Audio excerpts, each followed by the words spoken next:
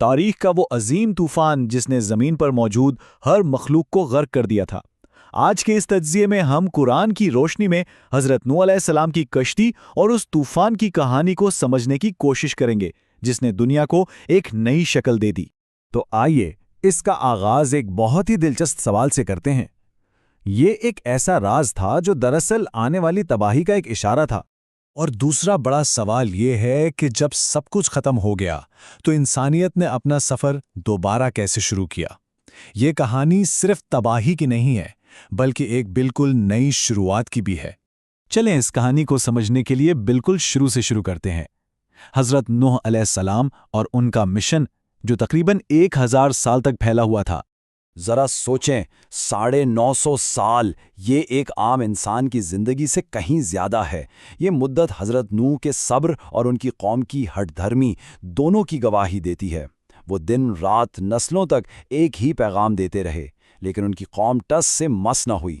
حضرت نوح کا پیغام بہت سیدھا سادہ تھا، ایک اللہ کی عبادت کرو، لیکن اس کے جواب میں انہیں صرف مذاق، گالیاں اور شدید تشدد کا سامنا کرنا پڑا۔ لوگ ان پر اتنے پتھر مارتے تھے کہ وہ اکثر پتھروں کے ڈھیر میں دب جاتے تھے۔ اور نتیجہ کیا نکلا؟ اتنی لمبی جد و جہد کے بعد بھی ایمان لانے والوں کی تعداد 80 سے بھی کم تھی۔ اس سے اندازہ لگایا جا سکتا ہے کہ وہ قوم کفر میں کس حد تک ڈوب چکی تھی۔ تو اس مسلسل انکار کے بعد کہانی ایک ایسے موڑ پر آتی ہے جہاں ایک پیغمبر کی ثابت قدمی ایک مایوس کن دعا میں بدل جاتی ہے۔ یہ کوئی معمولی دعا نہیں تھی۔ حضرت نوح نے اللہ سے کہا کہ ان کی قوم کی عورتوں کو بچے پیدا کرنے سے روک دیا جائے، کیونکہ وہ نہیں چاہتے تھے کہ کوئی نئی جان اس گناہ سے بھرے اور عذاب زدہ ماحول میں آئے، اور اللہ نے یہ دعا قبول کر لی۔ اور پھر انہوں نے وہ آخری دعا کی جس سے خدائی فیصلے کا آغاز ہوا۔ یہ ان کی مکمل مایوسی کا ثبوت تھا، اور انہوں نے اللہ سے زمین کو کفر سے پاک کرنے کی درخواست کی۔ دعا قبول ہونے کے بعد اللہ نے حضرت نوح کو ایک ایسا حکم دیا جو بظاہر بالکل عجیب تھا۔ سمندر سے بہت دور خشک زمین پر ایک بہت بڑی کشتی بناؤ۔ یہ کوئی آسان کام نہیں تھا۔ پہلے کھجور کے درخت لگائے گئے، پھر 40 سال تک ان کے بڑے ہونے کا انتظار کیا گیا، اور پھر کہیں جا کر کشتی کی تعمیر شروع ہوئی۔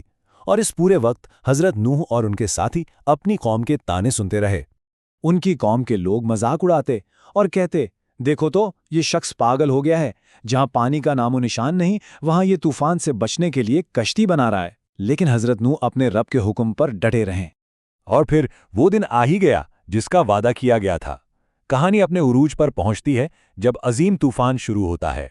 نشانی بہت واضح تھی۔ جب ایک تنور سے پانی ابلنے لگا، حضرت نوح سمجھ گئے کہ وقت آ گیا ہے۔ انہوں نے فوراً تمام مومنین، اپنے گھر والوں اور ہر جانور کے جوڑوں کو کشتی میں سوار کیا۔ پھر آسمان اور زمین دونوں سے پانی کا ایک ایسا طوفان آیا جو کبھی کسی نے نہیں دیکھا تھا۔ یہ کشتی 3 منزلوں پر بنی تھی۔ سب سے اوپر انسان، درمیان میں کھانے پینے کا سامان، اور نچلی منزل پر تمام جانوروں کے جوڑے۔ اور اللہ کے حکم سے شیر اور بکری جیسے جانور بھی ایک دوسرے کے ساتھ بالکل امن سے رہ رہے تھے۔ اس بڑی تباہی کے بیچ ایک ذاتی دکھ بھری کہانی بھی چل رہی تھی۔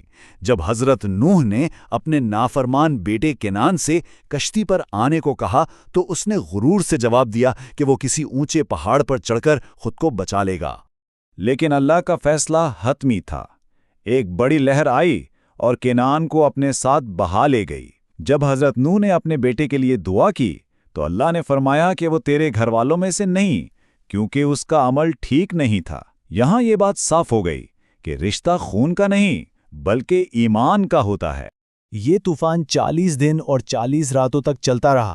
پانی اتنا اونچا ہو گیا کہ دنیا کے سب سے اونچے پہاڑ سے بھی 15 ہاتھ اوپر چلا گیا، اور زمین پر زندگی کا کوئی نشان باقی نہ رہا۔